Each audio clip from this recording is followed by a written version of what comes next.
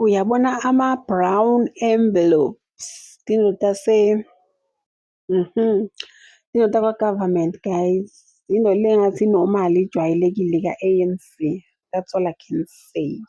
So not omkhulu etana le envelope le-brown, kuthiwa le envelope le-brown inemagama alabantu labalapha ku-P_K_K_T. Why kumele baze bangene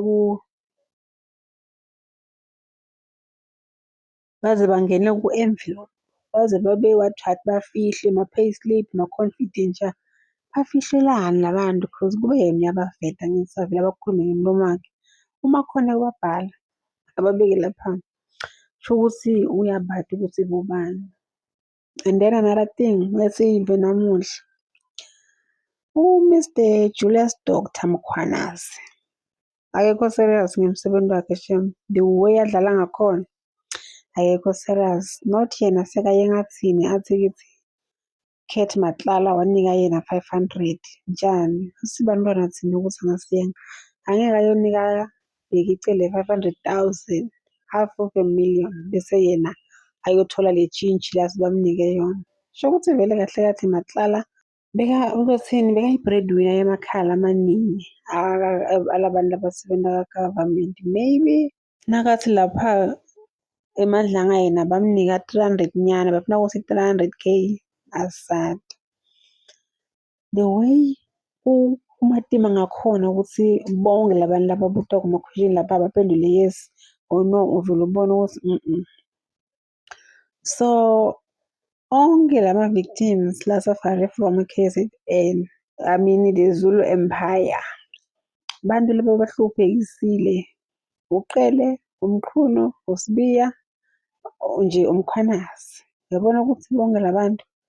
So asathi ukuthi iyophelelaphi, but as for laba it's not make sure guys, cause the way awaretutsanana bamthengela kudla ngukhethi because yena bekayi-breadwinner, ekhaya kubo bebahlupheka. Ukhethi la khona nyalo uyababuka nje ukuthi laba bona bengibaphilisa le mpilo la bebayifuna. So some people they are saying uJulius Mkhwanazi uyaphapha cause ukhipha i-information le eningi. Kude la angasakwenza la khona uyasha manje. Yonke into la ikhuluma-ko so utitshela ukuthi uvikela ligama lakhe kanti it's like usuya-confess. Ulethe indaba nje uya-confess yena. Uthi amagama ebantu, into leti njani. Guys, let's wait for i-report letonikwa u-Mr. President cause kuningi. Kahle kahle sho ukuthi nakhethi naye uthi makafika la wasishaya cause uthe yena akakaze wanika uJulius Mkhwanazi imali, but Mkhwanazi yena uyavuma ukuthi unikiwe kwa-300 nyana, 200 nyana. So yabo ukuthi kahle kahle ukude muntu ufike la wakhuluma iqiniso. But as for into le engayisho ukuthi hhayi ukhethi ube ane-support langaphandle kuningi, baningi abantu labadlile, maningi emakhaya la awondliwe.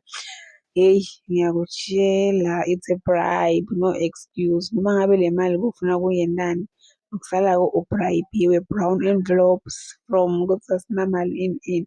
Guys, please like, comment and subscribe. Ngidonibona ku-video elandelayo. Bye.